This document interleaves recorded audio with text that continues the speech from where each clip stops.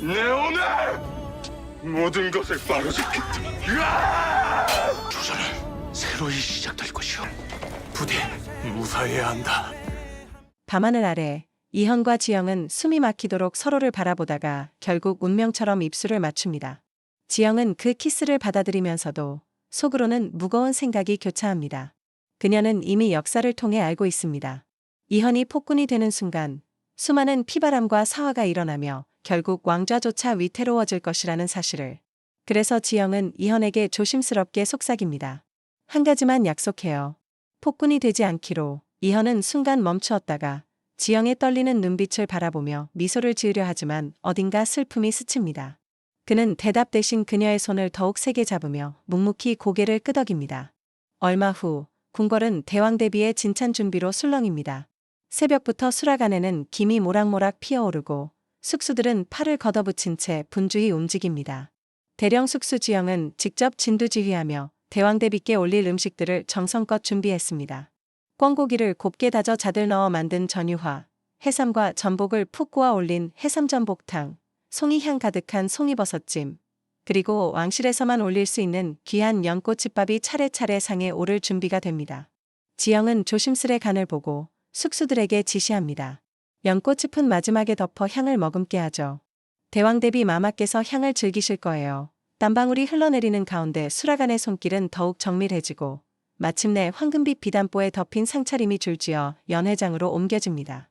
연회장의 긴 상 위에 화려한 반상들이 놓이고 궁중 악사들이 가락을 울리며 진찬의 막이 오릅니다.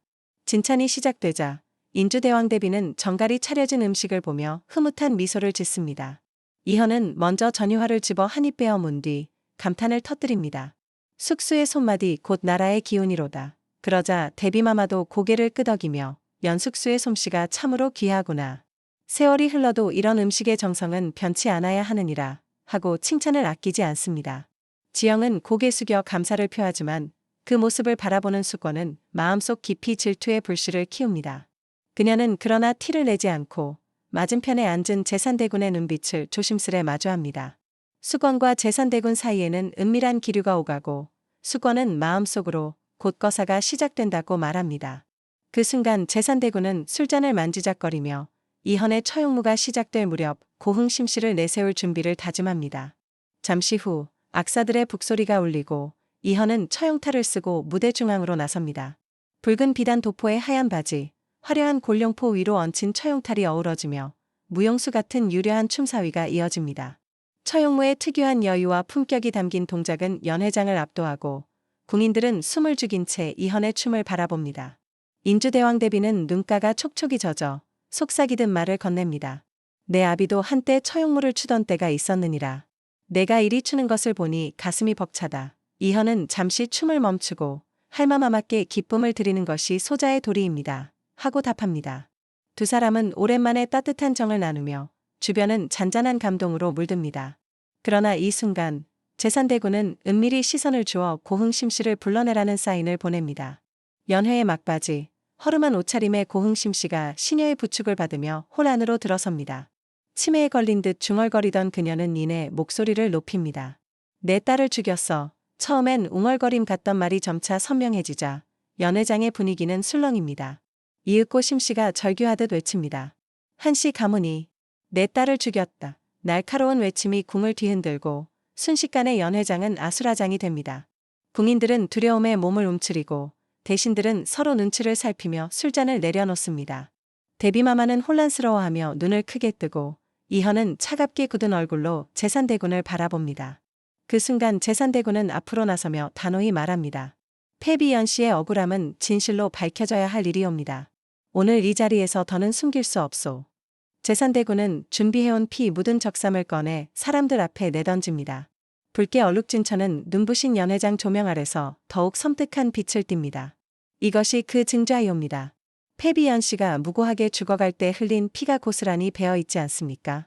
그리고 이 모든 배후에 한씨 가문이 있음을 고흥심 씨의 증언이 말해주고 있지요. 제산의 목소리는 단호하고 모인 이들의 시선을 압도합니다. 이현은 충격 속에서도 흔들림 없는 목소리로 그대의 말, 허튼 소리가 아니라면 반드시 밝혀질 것이다 하고 응수합니다. 인주대왕 대비는 당황하며 몸을 떨고 수건은 속으로 웃음을 감추지 못합니다. 이현은 눈이 뒤집히듯 번뜩이며 적삼을 움켜쥡니다. 그의 손끝은 떨렸고 호흡은 가빠졌습니다. 그는 재산대군의 눈빛에서 비수 같은 진실을 읽어냈습니다. 정녕 한씨 가문이 내 어머니를 죽였단 말이냐? 그의 목소리는 낮게 울리며 궁궐 전체를 짓눌렀습니다. 재산대군은 소매에 숨겨놨던 사초를 이현에게 보여줍니다. 그 사초에는 한씨 가문이 패비연 씨를 죽인 증거가 고스란히 적혀 있었습니다. 한민성과 한씨 가문의 대신들은 당황하며 부정했지만 적삼에 새겨진 오래된 핏자국과 고흥심 씨의 눈물 섞인 증언, 그리고 사초에 뚜렷하게 적힌 역사는 그들의 거짓을 덮기엔 역부족이었습니다. 이현은 끝내 분노를 억누르지 못하고 검을 뽑아들었습니다. 눈앞이 붉게 물든 듯 그는 울부짖으며 한씨 가문의 신하들을 향해 무차별적으로 칼을 휘두릅니다. 궁궐은 순식간에 아수라장이 됩니다. 피가 사방에 튀고 신하들은 공포에 질려 도망치려 하지만 이현의 눈에는 그들이 모두 어머니의 원수로만 보였습니다. 인주대왕 대비마저 경악하며 이현을 말리려 하지만 이현은 이미 이성을 잃은 듯했습니다. 그 광경을 멀리서 지켜보던 재산대군은 속으로 미소를 짓습니다. 드디어 미친 왕의 모습이 드러나는구나. 이제 명분은 우리에게 있다. 그는 측근들에게 은밀히 명령합니다. 이 순간을 기록하라. 왕이 광기에 휩싸여 신하들을 학살했다는 증좌를 만들어내라. 이제 곧 왕좌는 우리 손에 들어올 것이다. 지영은 차가운 두려움에 휩싸였지만 동시에 절망 속에서도 희망을 찾으려 애썼습니다. 이현을 이대로 두면 그는 폭군으로 기록될 뿐 아니라 재산대군과 수권의 영모에 완벽히 이용당하게 될 것입니다. 지영은 피가 흥건한 정각을 뚫고 들어가 이현을 붙잡았습니다. 전하, 이러다 모든 것이 끝납니다. 약속했잖습니까? 폭군이 되지 않겠다고. 그녀의 울부짖음은 순간 이현의 귀에 망치처럼 울렸습니다. 흔들리는 눈빛으로 지영을 바라본 이현은 잠시 망설였으나 손에 묻은 피와 주변의 시체들이 그를 현실로 끌어내렸습니다. 그의 가슴은 무겁게 요동쳤고 검은 결국 바닥에 떨어졌습니다. 그러나 이미 너무 많은 피가 흘렀습니다. 신하들의 시체가 널브러진 정각을 보며 인주대왕 대비는 얼굴이 새하얗게 질려갔습니다. 재산대군파는 이 기회를 놓치지 않고 광기에 사로잡힌 왕이라는 명분을 내세워 역모를 준비하기 시작했습니다. 한편 지영은 무릎 꿇은 이현의 곁에 앉아 그의 손을 꼭 잡았습니다. 전하, 이제 그만 멈추셔야 합니다. 아니면 그들이 원하는 대로 되어버립니다. 그녀는 절박하게 속삭였습니다. 이현의 눈에는 눈물이 고였고 속으로는 자신이 이미 돌이킬 수 없는 길에 들어섰음을 직감했습니다. 그날 새벽 재산대군의 저택은 은밀한 불빛으로 가득했습니다.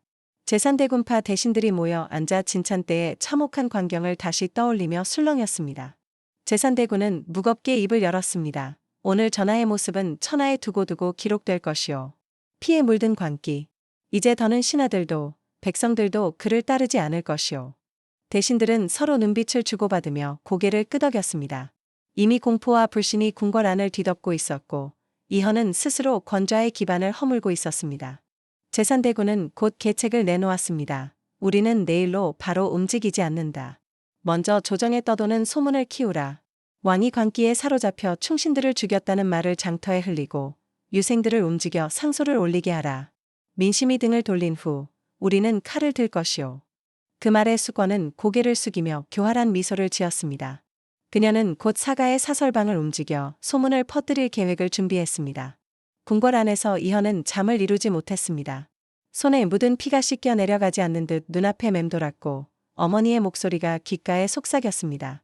허나, 넌 나와 똑같은 길을 가는구나. 그는 가슴을 움켜쥐며 침상에 주저앉았고 신하들이 떠나간 빈 조정은 그에게 버림받은 듯 차갑게 느껴졌습니다. 며칠이 지나자 조정은 완전히 뒤집혔습니다. 성균관 유생들이 거리에 나와 광군을 몰아내라 고 외쳤고 시전에서는 왕이 충신들을 죽였다는 풍문이 장사치들의 입에 오르내렸습니다.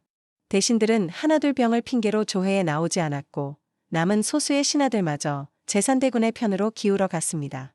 인주대왕 대비조차 이현을 차갑게 바라보며 너의 분노가 나라를 무너뜨리는구나 라고 탄식했습니다.